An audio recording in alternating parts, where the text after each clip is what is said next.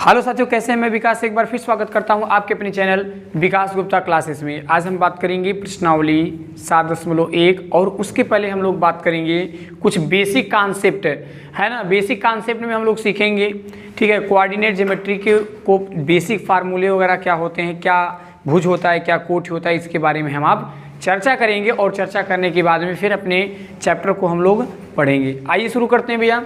देखिए, जो चैप्टर आपका है उसका नाम है निर्देशांक ज्यामिति, जिसे हम लोग कहते हैं कोऑर्डिनेट ज्योमेट्री। कोऑर्डिनेट ज्योमेट्री के नाम से हम लोग इसे जानते हैं।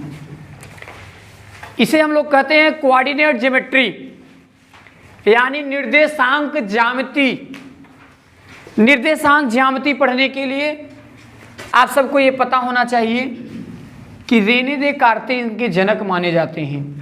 रेने देकार्ते ने बताया कि जब समतल पृष्ठ पर एक सीधी रेखा और एक ऊर्ध्वाधर रेखा खींचते हैं तो जिस बिंदु को काटता है उसका नाम हमने रखा मूल बिंदु ना। रेने देकार्ते ने बताया जिस समतल पृष्ठ पर एक सीधी रेखा एक ऊर्ध्वाधर रेखा खींचा, जिस बिंदु पे काट रहा था उसका नाम रखा मूल बिंदु।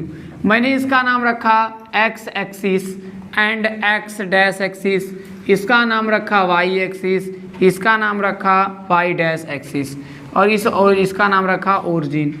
इसका नाम है फर्स्ट कोऑर्डिनेट, इसका नाम सेकंड कोऑर्डिनेट, इसका नाम थर्ड कोऑर्डिनेट और इसको हम लोग बोलते हैं न चौथा निर्देशांक। पहला निर्देशांक, दूसरा निर्देशांक, तीसरा और चौथा निर्देशांक। तो ये आप सभी को ये जानकारी होना चाहिए।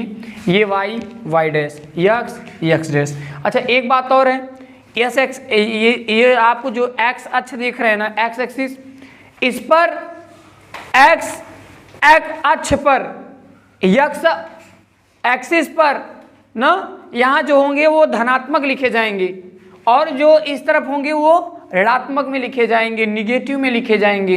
इस तरफ जितने भी होंगे वो पॉजिटिव में लिखे जाएंगे, नीचे जितने लिखेंगे वो निगेटिव लिखेंगे। यानी इसमें कुछ पॉजिटिव निगेटिव इस तरह हम आप लिखते हैं। और नाम भी मैंने बता दिया, इसका नाम first coordinate, second, third and fourth. कोई पूछे निर्देशांक ज्यामिति में कितने चतुर्थांश होते हैं, कितने चतुर्थांश में आप बताएंगे 4 होते हैं। प्रथम चतुर्थांश, द्वितीय, तृतीय और चतुर्थ चतुर्थांश के नाम से जाना जाता है। रेने देकार्ते ने समतल पृष्ठ पर एक सीधी रेखा एक ऊर्ध्वाधर रेखा खींचा, जिस बिंदु पर काट रहा था उसका नाम क्या रखा, मूल बिंदु। इसे हम लोग ओ से डिनोट करते हैं।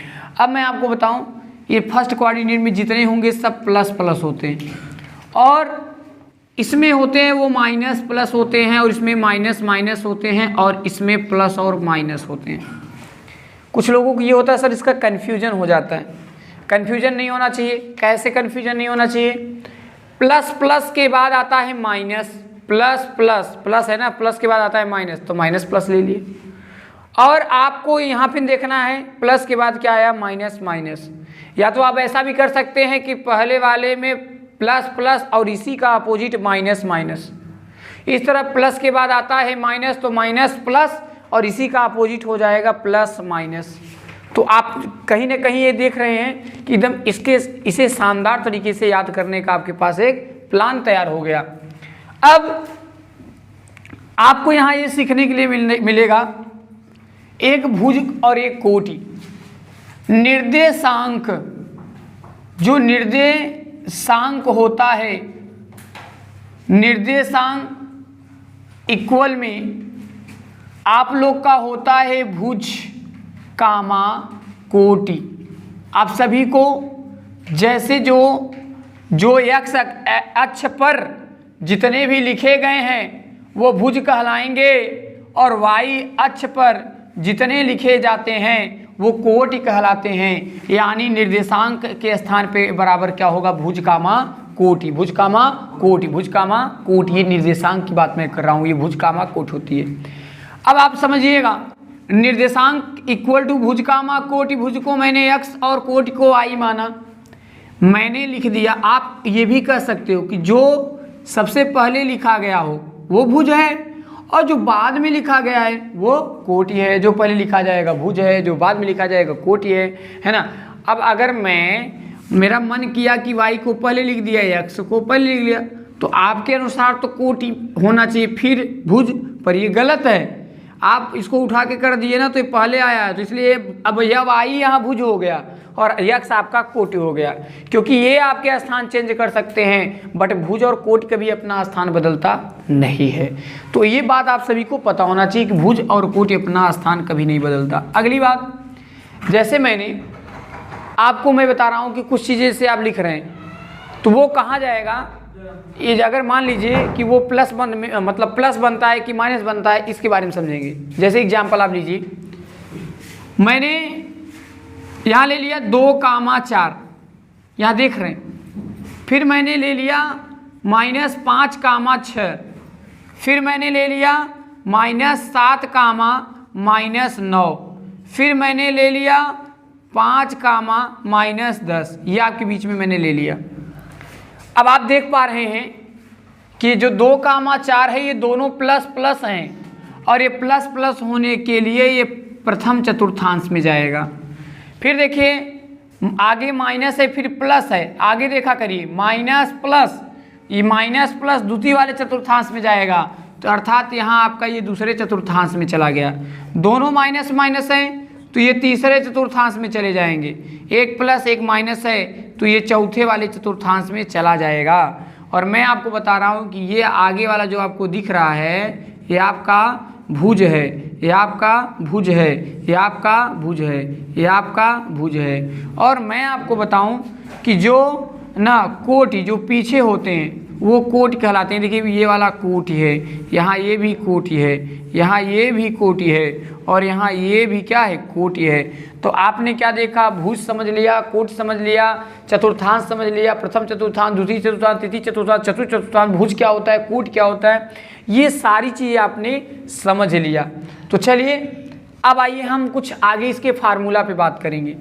फार्मूला में क्या बात करेंगे ज़रा समझ लीजिए।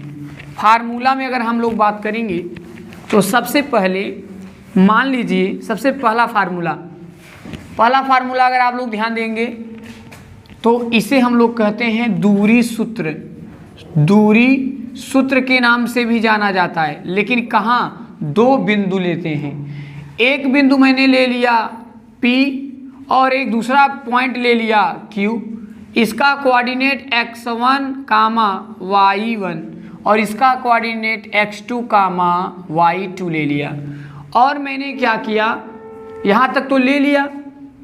अब हमें इनके बीच का डिस्टेंस निकालना है, तो इनके बीच का डिस्टेंस का जो फार्मूला होगा PQ = रूट लगेगा, आ जाएगा x2 माइनस x1, यानी x2 माइनस x1 का whole square plus y2 minus y1, y2 minus y1 का होल स्क्वायर।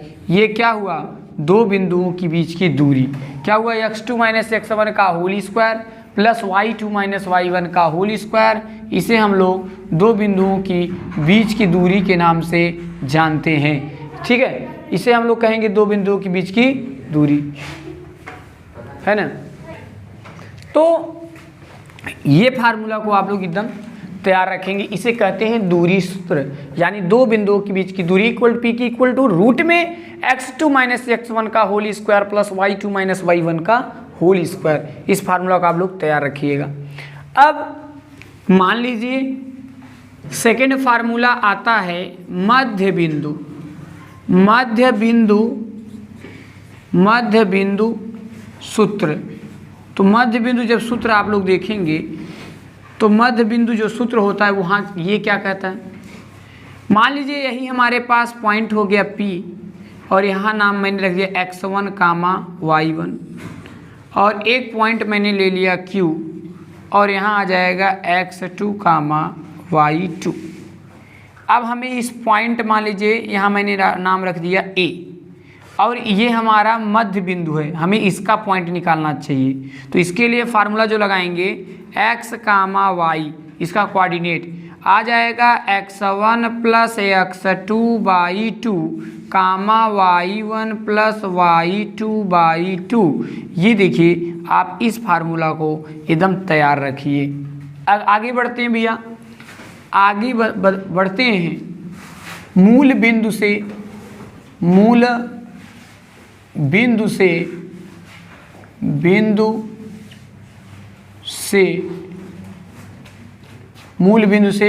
दूरी का सूत्र। आइए मूल बिंदु से देखते हैं। मान लीजिए मूल बिंदु हो गया O और ये हमारा पॉइंट मान लीजिए हो गया A, और इसका मूल बिंदु का जो कोऑर्डिनेट होता है 0,0 होता है, और इसका मैंने कोऑर्डिनेट ले लिया x, y। तो आप इसी वाले फार्मूला को लगाएंगे तो OA इक्वल टू रूट में, अभी आपने क्या पढ़ा, x2 minus x1, x2 minus x1 यानी x माइनस 0 का होल स्क्वायर प्लस यहाँ आ जाएगा y2 माइनस y1 का होल स्क्वायर। यहाँ आ जाएगा OA इक्वल टू, आप सभी को बताया x में 0 जाएगा तो आ जाएगा x का होल स्क्वायर प्लस, और वहाँ सॉरी यहाँ आपको ध्यान देना है तो y माइनस यहाँ 0 यानी बचेगा यहाँ y का होल स्क्वायर। और ये जो फार्मूला आपका आया है ये आया है मूल बिंदु से दूरी का सूत्र।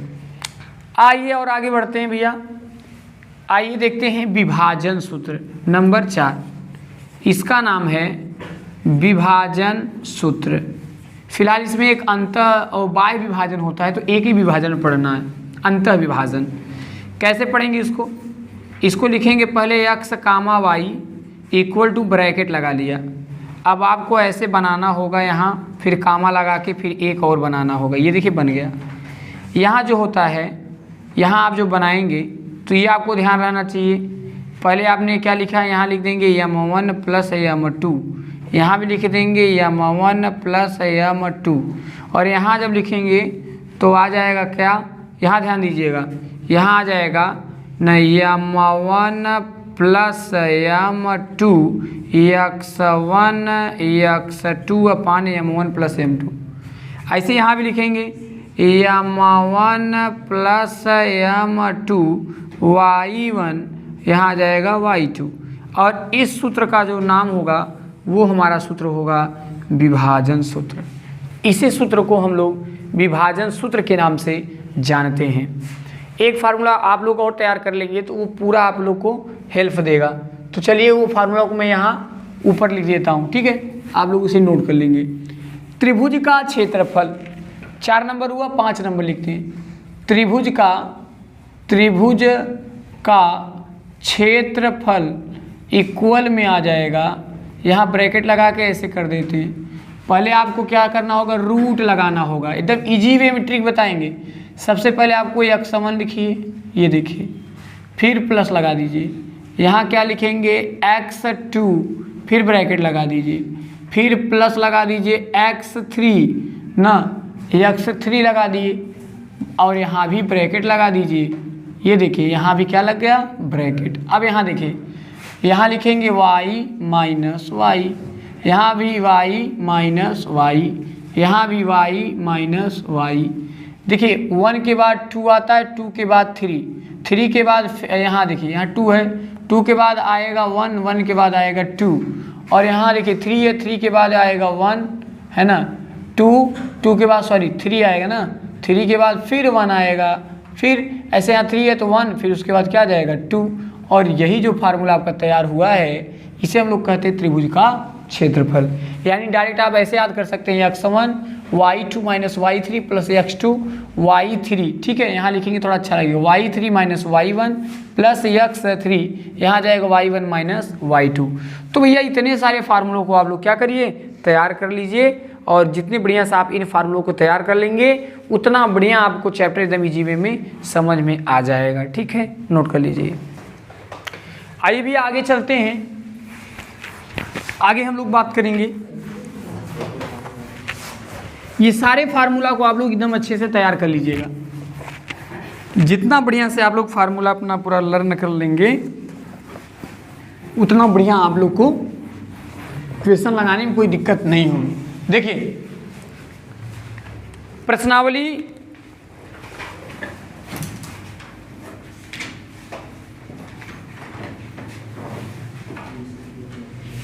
7.1 क्वेश्चन नंबर फर्स्ट,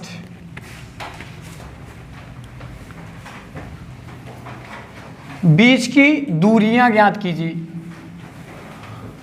बीच की दूरी ज्ञात करो। फर्स्ट 2,3, अगला 4,1।